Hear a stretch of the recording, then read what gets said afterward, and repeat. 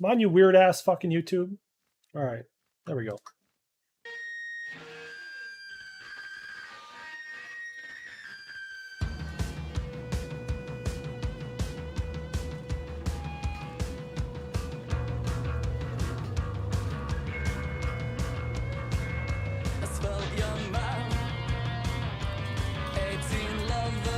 Whose name? Well, if the rumors are true that 18 lovers came crawling back again, I don't feel well. I've got this rattling in my chest, and the doctor said I should give it up because I'm clinically Turning up some noise suppression here. All right.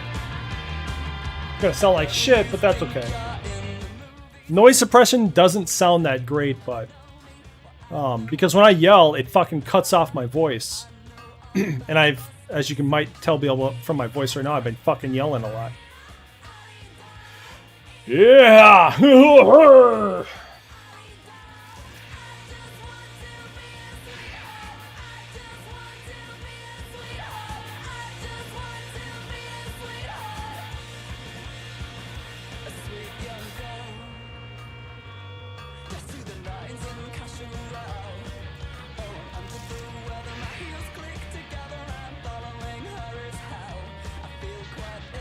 What the fuck is going on, dude?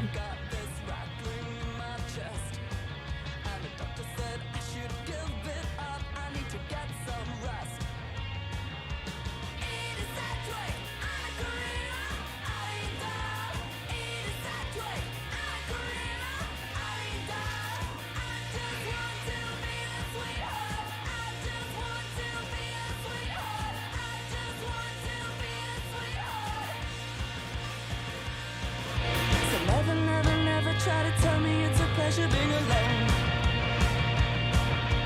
All I have here with me are the records and the books that I own.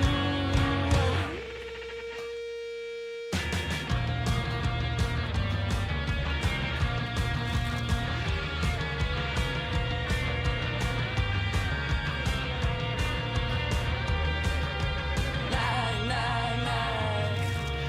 Nag, nag, nag.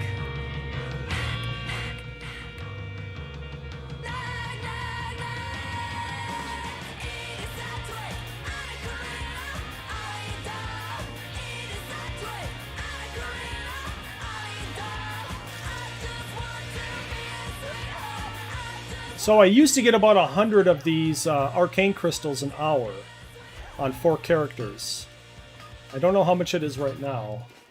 In fact, I might be willing to try 5 druids, because I actually have 5 druids that can mine.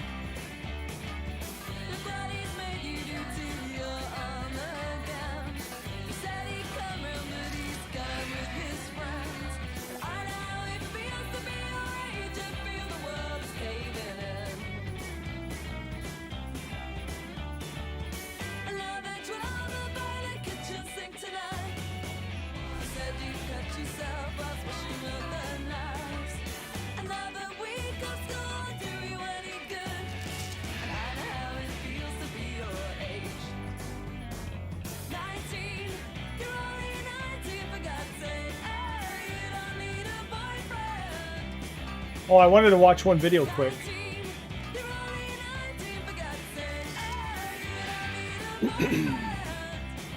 My friend fucking linked it to me. Why is it so fucking long, dude? It doesn't have to be this fucking long.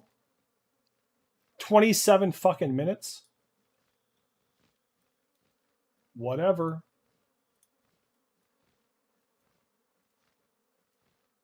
Probably gonna fucking copyright strike me too. That's the way YouTube is, dude. Oh, he's watching my video? I'm deleting it, shit. Fuck you. Fucking YouTubers. Such fucking scum. let's get rid of that and see. This guy is named, was it Overlord Gaming or something like that? Yeah, Overlord Gaming. That's a nice library you got there. Shame you don't own any of the games. If you did, you'd always be able to play them, but that's not the case. Because you don't own them. What's that? You bought them? No, you paid for them. You paid to lease the game, not indefinitely, but for an unspecified length of time. What's the difference? Leasing indefinitely implies you'll get to use it forever. Lawbreakers laid that misconception to rest. You lease your game until the developers or distributors decide they won't or can't support your access anymore, which is almost guaranteed to happen at some point in the future. When this will happen is unspecified and cannot be predicted with any accuracy. This unreliability of access to the products you have paid for is not an unavoidable consequence, but the result of a concerted push by the industry to consolidate control at the expense of the consumer's rights. For context, let's wind the clock back a couple of decades. Want a game? Head down to the shop, buy the box, come home and pop the disc in the drive, enter your serial number to install if you have to, and play.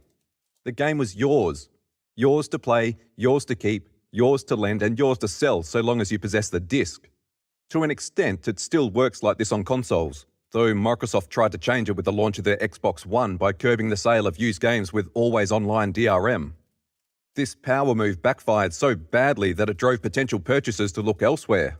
A blunder Sony capitalized on with their wildly popular instructional commercial that mocked Microsoft by enticing Xbox users. I just talked about this exact video right here like 3 days ago at work to a guy about sharing your games on the PlayStation. It is pretty fucking interesting. With the freedom they'd retain if they jumped ship. Before long, Microsoft had realized their mistake and tried to backtrack, but it was too late. In one misguided move, Microsoft handed their competition victory in the console war of the decade. Clearly, console gamers care about retaining control over their copies. It's surprising then that they put up with paying Microsoft to play the multiplayer modes of games they had already paid for. No on the shit. console they had already paid for through the No shit, dude. Peer-to-peer, paying for fucking peer-to-peer multiplayer, dude. You already pay for your internet. They're not doing anything. They're just matchmaking you. You can do that so fucking cheap. They don't fucking need to charge people $10 a month. Fuck you consoles, dude. God, that shit pissed me off as a PC gamer. internet they've also paid for. Sony took notice and exploited Microsoft's stumble with the Xbox One's launch to lock the multiplayer modes of PS4 games behind PlayStation Plus, their own subscription. Fans might argue you get 2 games every month that you're subscribed and you get to keep playing games so long as your subscription is active. Yeah, but how does that justify locking the multiplayer of the games you paid for behind another paywall? Microsoft showed Sony they could get away with this, and they did. Sony suffered no long-term backlash for their imposition. It certainly didn't stop them from winning this generation's console war, though this victory may not last forever. With a new generation of consoles comes an opportunity for Microsoft to regain some of the ground they lost to Sony. This will certainly be an uphill battle, as Sony's library of single-player franchises is hard to compete with. Perhaps Microsoft could offset this by offering better value, and for a while it looked like this would be their strategy. A change in Microsoft's terms sparked rumours that Xbox would no longer charge an additional fee to play multiplayer for games you buy separately, but apparently these rumours were unfounded. At the time of writing this video, Microsoft insists they will not change Xbox Live Gold, and it is such a shame too.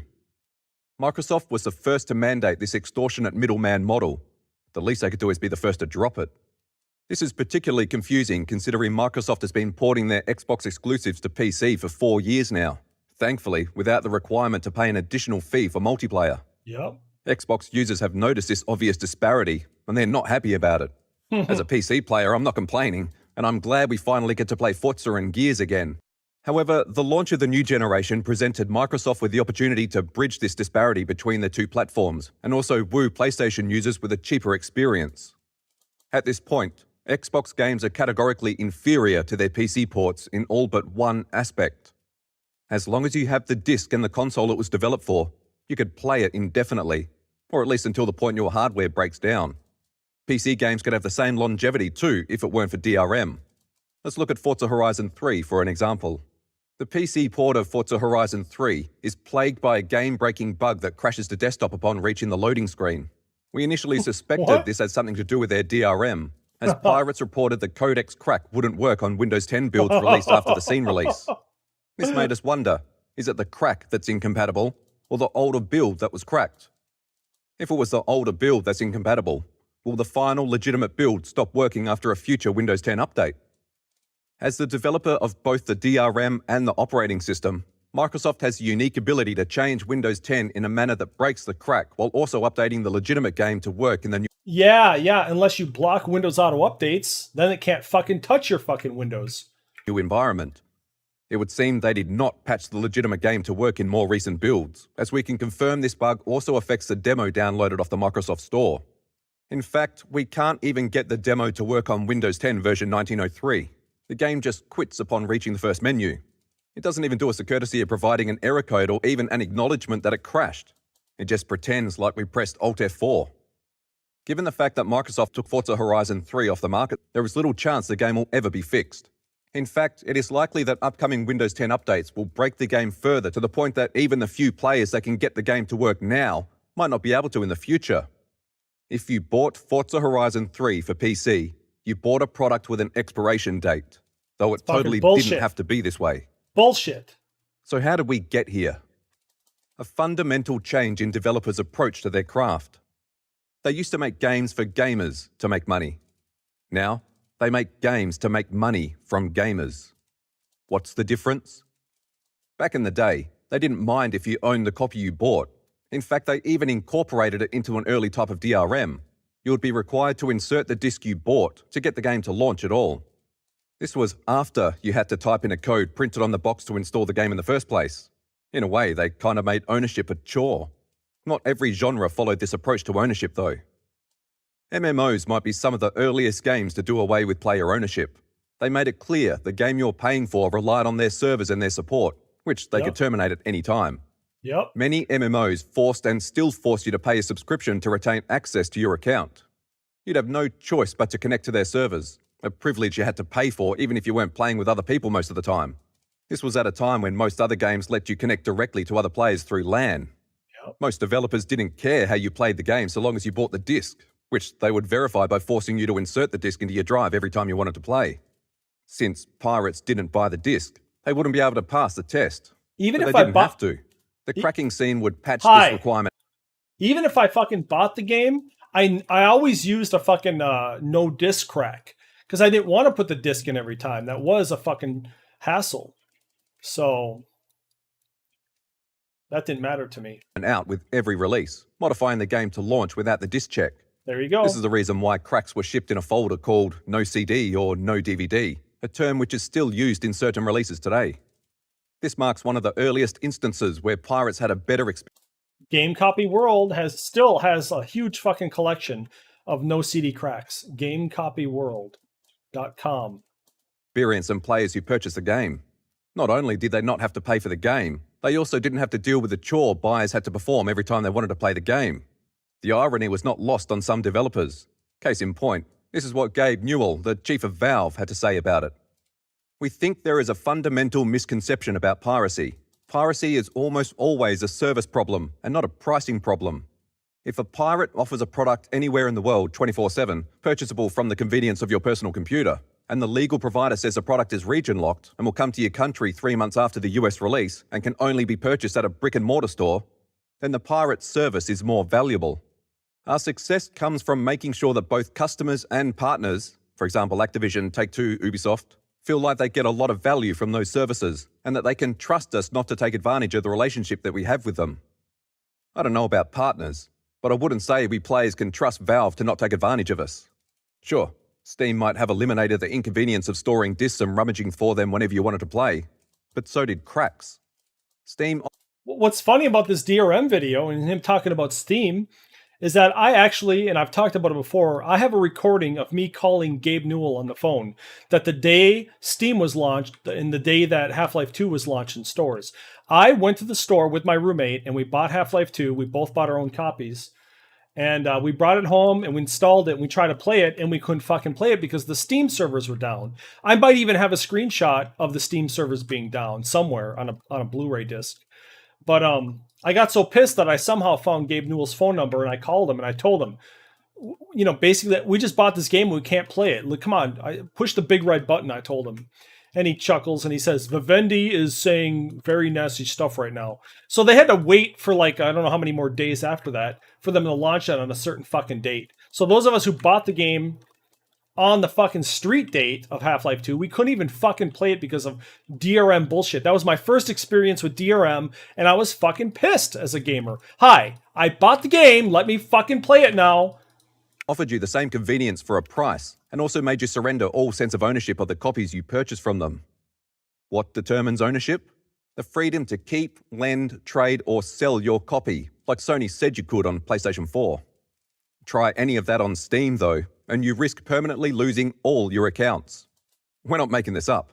Steam has declared a zero-tolerance policy for buying, selling, or trading accounts. What? All accounts in a user's possession will be suspended. Imagine if AT&T threatened to brick your Samsung Galaxy if you tried to sell your phone. Something that would never fly in the... I didn't know about that, dude. I did not know that they had a problem with buying and selling accounts, dude. What a bunch of fucking fags. mobile market, yet it is the status quo we have had to put up with as gamers. The loophole that Valve is exploiting here, and which AT&T can't exploit, is ownership requires a physical, tangible product of equal value of the amount you paid for. When you buy a game off Steam, you never receive a physical product in return, so you don't own anything. A Samsung Galaxy is a physical product which you own, although most phone companies and mobile companies still argue you're only renting that device. And if you do own the physical device, you don't own the software on it. Back to trading games and accounts on Steam. Of course, fear of consequences does not stop many users from trading their Steam accounts, though their lack of trepidation might be due to the fact that they don't think Steam will enforce that part of the policy. But Steam has and does ban accounts for this, and will continue to do so until a more powerful authority steps in and puts a stop to it. And now it looks like that just might happen. In 2019, the High Court of Paris ruled in favour of a consumer organisation that sued Valve for breaching consumer law with the following clauses of their agreement. Good. Steam's subscriber agreement explicitly forbids users to sell their games, despite the transfer of ownership of digital products and licenses being legal. Valve declines any responsibility in case they get hacked and users' personal info gets stolen. Valve claims ownership of the rights of any user-created content uploaded on Steam. It is impossible to get the money on your Steam wallet back if your account is closed, deleted, or banned. Loyalists might argue that all digital distribution platforms are like this, but Valve made it mainstream with Steam. In any case, the French court agreed with consumers and declared that users should be allowed to resell Steam games. Additionally, Valve would no longer get to keep the currency in the wallet of the users who leave Steam. The company will instead have to reimburse users who request it. Valve must now also accept responsibility when users say an item on Steam caused them harm, even if it's in beta. Valve's rights to users' mods and community content will also be diminished, and the company will have to clarify the conditions under which users can lose access to Steam for poor behaviour. Valve didn't take this lying down and appealed, staving off the enforcement of the ruling. Why wouldn't they fight the ruling? They won a similar case against German consumers in 2014. If they got away with it once, they might get away with it again. I can almost imagine the suits at Valve thinking, outrageous! Players should not be allowed to consider things they bought as things they bought. If we're not buying games on Steam, why then does the store say purchase? If their argument is they're not buying a product, they're paying to access a service, a part of our Steam subscription, it should say license temporarily or add to subscription. But no, that might make consumers more aware of what they're paying for. And we can't have that. If it's good for consumers, we can't have it. This certainly seems like Valve's motto, going by their conduct in this case. This legal battle has proved that Steam is not a friend of consumers, despite the praise. Well, no, it is. We knew that for fucking years, dude. Dithard and I, on my Discord server, me and Dithard, we've been talking about it's fucking bad for consumers. I knew it was bad for consumers on day fucking one when I called Gabe Newell on the fucking phone. I want to send this YouTuber, I want to send him that audio fucking clip and tell him how fucking pissed gamers already were on that day. Maybe not all of them, but I fucking sure was. So disheartening to see Valve fight so hard against reinstating some of the rights consumers once had. Rights that they took away. Hopefully the court's judgment will be upheld, as it would set a welcome precedent that might be a catalyst for restoration of consumer ownership. This wouldn't be the first time the legal system has forced an improvement in consumer rights. It was an Australian court's ruling against Valve that forced Steam to introduce the refund policy we have today. We hope the French court will force a resale policy as well. Even if this does come to pass, we doubt it'll be as convenient as trading discs on the PlayStation 4. For one, you don't license each game separately. You have an account, which is a collection of games which you can add to. You cannot currently separate a game from your collection to transfer to another account. Even if you brave the risk of permanent suspension, you can only trade collections, and even that is a chore.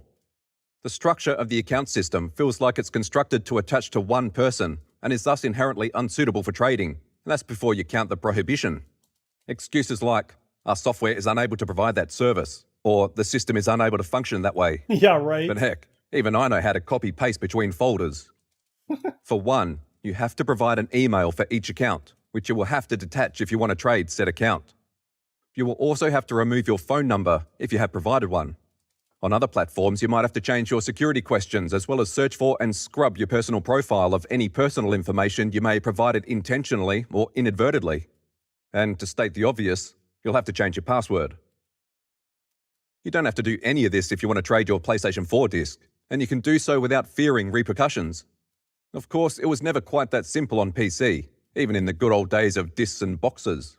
Despite the hassle that disk DRM caused on PC, the decline of physical installation media is tied to the death of consumer rights, though the rise of digital distribution platforms may be a bigger culprit. If you have a physical disk and the game on disk stops working because of DRM or incompatibility with a newer operating system, you still have a tangible product, albeit a broken, unusable one. You might still be able to fix your broken game with workarounds or reverting to an older OS that it was compatible with. If you lose a game you bought online, you don't have a tangible thing you can hold. You have nothing. You have lost everything you purchased. This is what digital distribution has wrought for consumers. Players praise Steam for making it convenient to have all their games in one place. Not worth it, But you will also lose all your games if you lose your account. Gamers traded what little scrap of ownership they had for convenience, and that's not even the worst of it. The worst part is that most players think this is a good deal. This is why I'm no longer passionate about the Steam versus Epic debacle, or Epic versus Apple, or Epic versus Google, or Alien versus Predator. Because whoever wins, we lose. There is no good side. They are all megacorporations and all of them screw their consumers over every way they can. There is no point in siding with any company as a consumer. It doesn't matter which company comes out on top. We consumers always get the short end of the stick. Let's look at GeForce Now for an example. This is a service that allows you to play the games you own on Steam or Uplay or Epic Game Store on a remote machine managed by NVIDIA. Technically, you're streaming the video from their server. It's like Stadia, but it works. It would work even better if developers didn't remove their games from it. Why would they do this? What would they have against it? GeForce Now enables gamers with slow computers to play games they couldn't run on their PC. Consequently, this encourages them to buy games they couldn't otherwise play because their PC was too slow. NVIDIA wasn't like, hey, if you pay for GeForce Now, you don't have to buy the game. GeForce Now only works with the games you've paid for and activated on official platforms. GeForce Now does not work with pirated games. In a way, GeForce Now might convince pirates with slow computers to pay for the game and enjoy a better experience on their service than what they would have had running the crack release on their PC. In this case, GeForce Now presents an incentive for pirates to go legit that does not affect the experience of legitimate consumers in a way that DRMs like Denuvo do. Despite these benefits, publisher after publisher has made the news for pulling their games off GeForce Now. Why? Money. Is it ever anything else? They're already raking in the revenue from low-end PC users who wouldn't have paid for the game if it weren't for GeForce Now. But they want more, and they know they can get more from NVIDIA. To be a compelling service, GeForce Now needs more games. It needs high-profile games, games most players have heard of, and games most players want to play. If NVIDIA needs this, publishers know that they can charge a pretty penny for it. To force NVIDIA to cough up the cash, they pull their games. Sorry, that's not quite accurate. They force NVIDIA to stop GeForce Now from working with games they've made. When you focus on the company's conflict like this, you lose sight of the consumers and how they're affected. They've just lost one way to play the game they paid for through the official platforms. Why do companies get to decide how we use the thing we paid for? We gave you the money. Now piss off and let us enjoy the thing we paid for however we want. To be clear, we are worried about the consequence this conflict will have on consumers. We aren't concerned for Nvidia. They're doing very well for themselves, and whatever publishers charge them, they can afford it. But us consumers, we can't afford it. There is no expense Nvidia won't pass on to the consumer. We don't need another factor that makes graphics cards even more expensive. If we look at GeForce Now in a vacuum, it was a rare initiative to offer players another way to play their games at a time when the companies seek to restrict what consumers can do with the things they paid for. For instance, the folks working on Denuvo weren't satisfied with fighting piracy and set their sights on what they call cheating. Already active in preventing cheating in multiplayer online games, which can distort virtual in-game economies and can be used to manipulate or bypass in-game microtransactions, Denuvo knows this applies to esports as well. Denuvo's anti-cheat technology, which is soon to be launched as a full end-to-end solution, will prevent hackers in multiplayer games from manipulating and distorting data and code to gain an advantage over other gamers or bypass in-game microtransactions. This will prevent dilution of the value of the game for the user and the game studio. They know this will enrage consumers who are already sore about microtransactions in their current state. So they've been very careful with their phrasing to pitch their indefensible encroachment as something only cheaters would oppose. Bypassing microtransactions is distorting virtual game economies by distorting data and code. Only cheaters would distort data and code. Only cheaters would oppose the initiative. You're not a dirty cheater, are you? They also repeatedly emphasize their focus on esports and online games, which may be intended to get the reader to infer that it will only be used in multiplayer games. Cheating hurts innocent players, and distorting code is cheating. You're not a cheater, are you? Thankfully, this wasn't enough to convince gamers playing Doom Eternal, a primarily single-player experience which is also the only game to have used Denuvo anti-cheat at the time of making this video. Ostensibly, the anti-cheat was introduced to protect the gamer's multiplayer mode, but players had to deal with it even if they only wanted to play the single-player campaign. That's so stupid. You couldn't launch the game without also launching Denuvo's anti-cheat. Players also reported a host of issues ranging from performance degradation and an inability to launch the game on Windows and Linux to system instability and blue screens. Many gamers were understandably appalled and took their anger out on the game's Steam page, bombing its recent reviews down to mixed. The overwhelmingly negative reception forced the game's developers to remove Denuvo anti-cheat a mere week after patching it in. Though Denuvo anti-cheat may have lost the PR battle of Doom Eternal, there will no doubt be other takers. And who might that be? Well, we can't predict the future. Bethesda. Ubisoft seems like a safe bet. Yeah, Ubisoft. Denuvo anti-cheat's focus on protecting microtransactions will be of particular interest to Ubisoft, given their heavy-handed approach to forcing microtransactions in recent Assassin's Creeds. If you didn't play Origins or Odyssey, here's a brief summary of what it's like. You know, I remember when Ubisoft was good, and they published, I think, Colin McMurray Rally for the PC. And I liked a lot of the Ubisoft games for PC. But, as with everybody else, they fucking blown it. Want to continue the story? Too bad, you deal no damage and die in a hit or two. You could grind optional quests for hours to level up your character. Or you could buy our time savers. Remember, don't grind. Save time. Why would I choose either when I could use a trainer to give myself a better bonus than the boost you charge real-world money for? This would be the bypassing microtransactions that Denuvo anti-cheat is focusing on fighting. Trainers, if you don't know, trainers are just like extra programs that you run in the background that enable and disable cheats. You can push you can have a trainer open in the background while you're playing a game and push a button and you instantly have tons of money or instantly have invulnerability. It's sort of like a Game Genie or whatever for the Genesis, Super Nintendo and all that. So yeah, trainers have been around for a fucking long ass time. I've used a couple back in the day. But that might not be the end of it though. If Denuvo anti-cheat detects a player trying to bypass microtransactions, there is a good chance it will report the player to Ubisoft. It is likely the player will be punished, even if... You own the fucking game. That's what I see. I've argued that for that shit before. You own the fucking game. Let people fucking cheat. It's their fucking game, dude. God, man, these motherfuckers. There used to be entire magazines devoted to cheating in games. SWAT Pro, that's Secret Weapons and Tactics for GamePro published it. EGM had a fucking tips and tricks section. Nintendo Power had a fucking cheating section. Everybody. Now everything's fucking discouraged because you don't own your games anymore.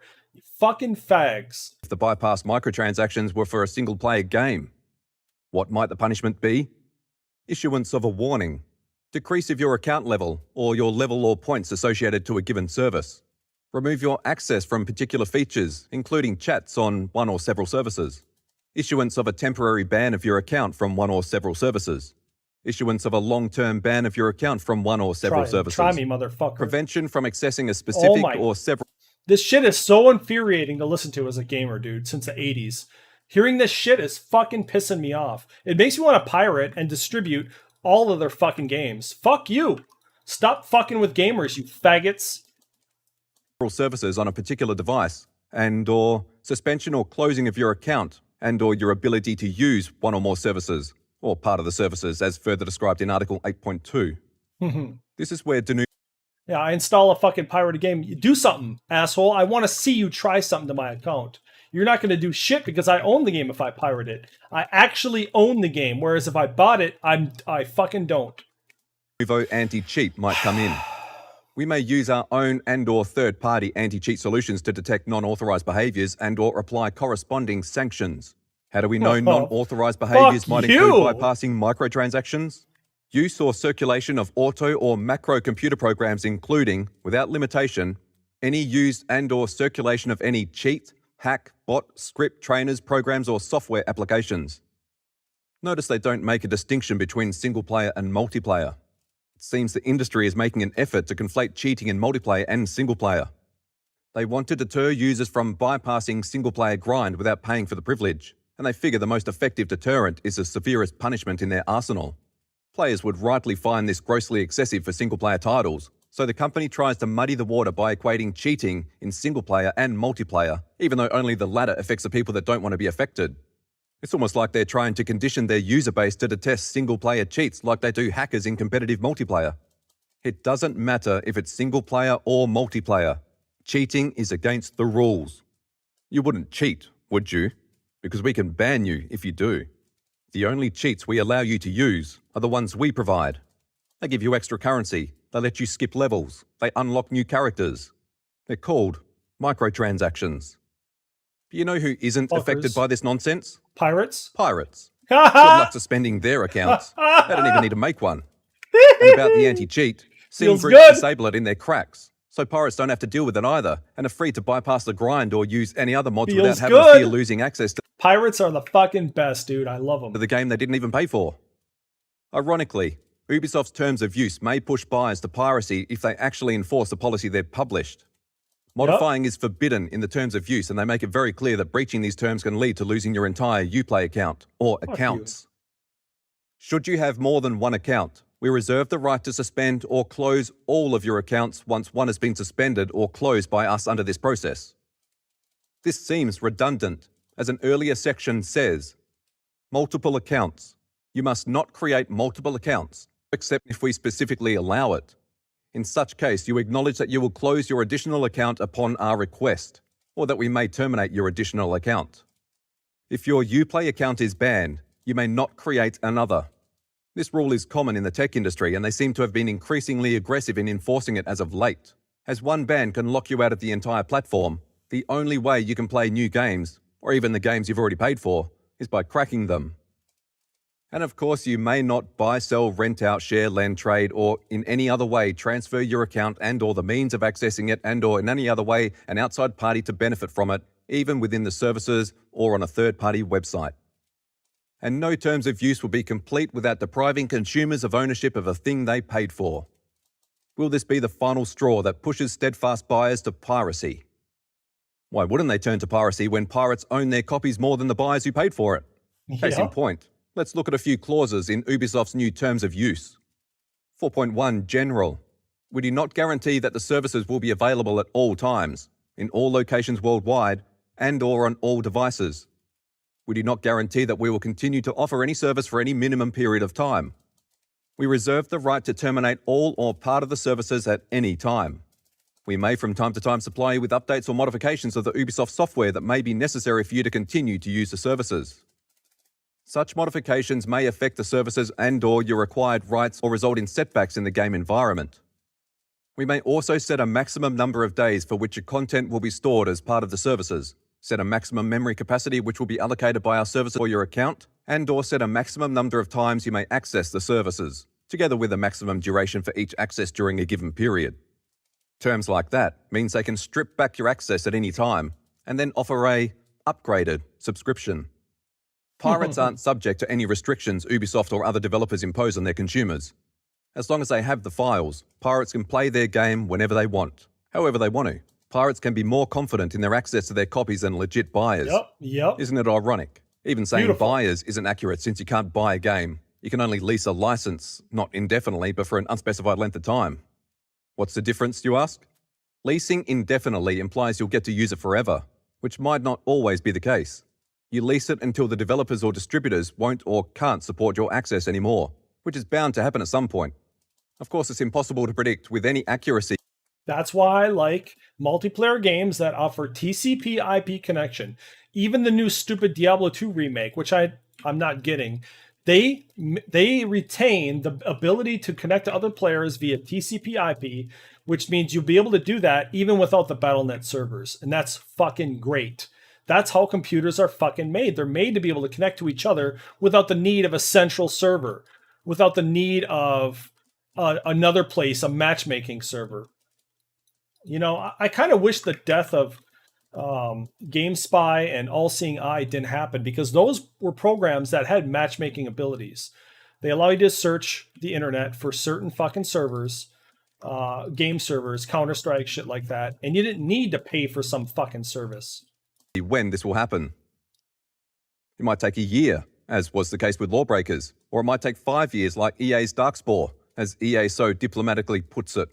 We do not guarantee that any EA service, content, or entitlement will be available at all times, in all locations, or at any given time, or that we will continue to offer a particular EA service, content, or entitlements for any particular length of time. When you access or use an EA service, you agree that you will not sell, buy, trade, or otherwise transfer or offer to transfer your EA account. Remember this about Battlefield 5 when it launched? Battlefield 5 upon its release had a bunch of items, maps, and modes that were coming soon. Additional content that was held back from release to either attempt to extend the game's longevity, or they weren't ready for launch, or see how the game performs and then see if it's even worth developing, and then releasing the additional content. How did that turn out for us? It's not looking good for Battlefield 6. If companies are committed to annihilating consumers' rights, they should transition all of their games to free-to-play. This change is long overdue considering how they've forced microtransactions into full-price titles. The $60 entry fee is overkill. Why are we paying $60 for a game if most of its content is locked behind another paywall of microtransactions? If we have no guarantees of access to the game we're paying for, why are we paying for it? Leave your thoughts in the comment section below. If you like this video, please press the like button and share it too, because YouTube won't. And now... Oh, God.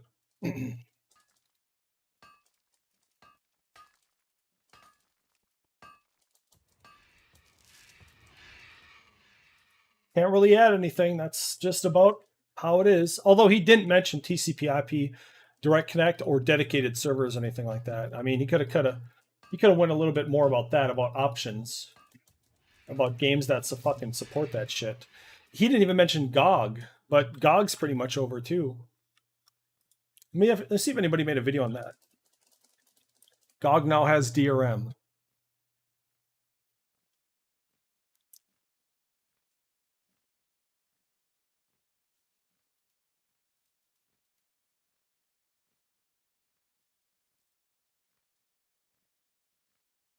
If consumers even know there's a DRM, what it is, and how it works, we have already failed. Amazon's Kindle, store it in your library, and then one day Amazon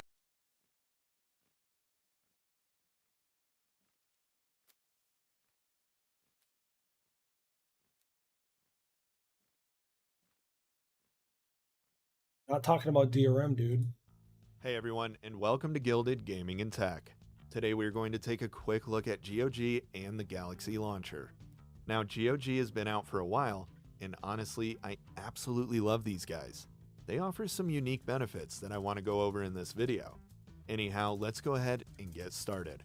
The first thing that I want to say is GOG is not a gray market seller. All of their games are 100% legit and are licensed through the developer or publisher. The big selling point for GOG is that all of the games available on their store, at least that I have found, are DRM free. This means a lot of things, but mostly that games can be played and installed offline, don't require a launcher or any type of online authentication, and you actually own the game, once you download the game's bin files, of course. I will walk through this really quick so you can see how it's done if you are new to GOG. Through the launcher, and you can do this on the website as well. Find the game you want to have the offline download for, click the extras button at the top of the launcher, and then look on the list until you find the offline backup installer section. Here you can download an executable file that will install the game offline. Keeping a large hard drive with these files takes a little extra work, but it is still far easier than the old CDs and floppy disks from back in the day. This has become such a huge deal for me that the Galaxy Launcher has become my go-to for games. If a game is available on GOG, I get it there 9 times out of 10, especially single-player titles. I also actively use their launcher to play games from Steam, Epic, Origin, and Uplay. What I mean is, you can add any account from pretty much any launcher and it will load all your games into the Galaxy client, so you can see your games and stats in one place. To be clear, this does not add them to your GOG account, and the other launchers will still need to be running in the background. It is a great way to organize your stuff though. It makes it easy to find what you are looking for, especially if you have games from the same series on multiple platforms. It also has made it easy to search through my list of games to make sure I don't own something somewhere and forgot. There are a couple of downsides here. First, Steam is an add-on, so there are some login issues. I have to re-log into my Steam account through GOG every time I restart my computer, or fully exit the launcher. I believe this has to do with the authentication process and some security stuff with Steam, but I'm not sure.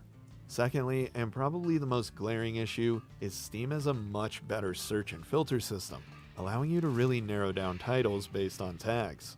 The search and filter system in GOG needs a lot of work, especially with all the titles they have now. Along with this, GOG has stats that you can go through, giving you everything from total playtime in games to achievements unlocked and on what platform. The information is there, but if you don't have a large friends list to fill in that information, it can feel pretty barren. Other than the launcher housing all of my games and the DRM-free content, what really drives me to GOG and why I made this video is the retro game selection. This is going to be a matter of taste, but retro games have become a huge part of my life lately. I love booting up games that I grew up with, or ones that I missed out on. There is something special about older titles that I can't quite put my finger on. Maybe it was the love the developers poured into their games. Or maybe it was the fact that publishers were not breathing down developers' necks, and the people making games actually played them, similar to indie developers now. Anyhow, GOG is easily the home of classic PC titles, and you can find a lot of older games that you may have missed out on. The beauty of it all is that GOG does everything it can to make these games run on your system. Older titles are a pain in the butt, but by adding community patches, and sometimes even unofficial expansions, GOG makes it pretty easy. I think out of all the games that I have played, only 2 had issues, where I had to download the patch myself, but that was for games in the same series. The other nice thing here is the community on GOG had posts about those updates, with links and everything right within their forums. It makes it all really easy for the uninitiated. GOG's store also makes it easy to complete these older collections. Games that are part of a collection will show you the other games in the series, and allows you to add them directly to your cart at the bottom of the store page. The system needs work. There are a few glitches and some stuff missing, but it's a nice addition that makes finishing a series pretty easy. Well, that pretty much concludes this video. Overall, the launcher and storefront is a great alternative to Steam, Epic, EA, and Uplay. Steam is a powerhouse, and I don't foresee anyone dethroning them. However, GOG has DRM-free content, an excellent collection of retro games, Careful. and an expanding library that will surely appeal to many. Thanks for watching, everyone. I'm say going it. to be starting a new series soon. Don't say where it. I go over retro PC games that I pick up on GOG. Don't and say see it. if they are worth exploring today. The first 2 titles that I'm going to look at are Don't tell me to subscribe or like. Disciples 1 and 2, and I am excited to get started because the 4th game in the series is releasing later this year. Anyhow, have a good one, and I will see you next time. Thank Christ. But anyway, he didn't mention that a lot of the fucking GOG games now have DRM, and that's pretty fucking offensive. Real sick of fucking DRM, dude.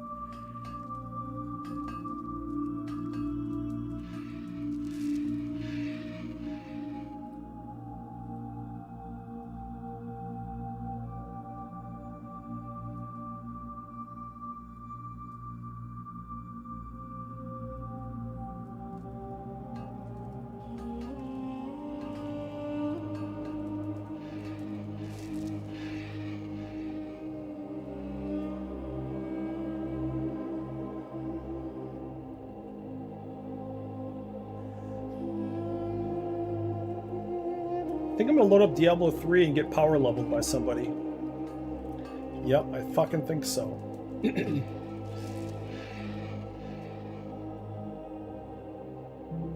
gonna take a quick shower. I'm gonna brush. And then I think I'm gonna load up D3. Alright, let's fucking log out of this shit. Wait, let me trade my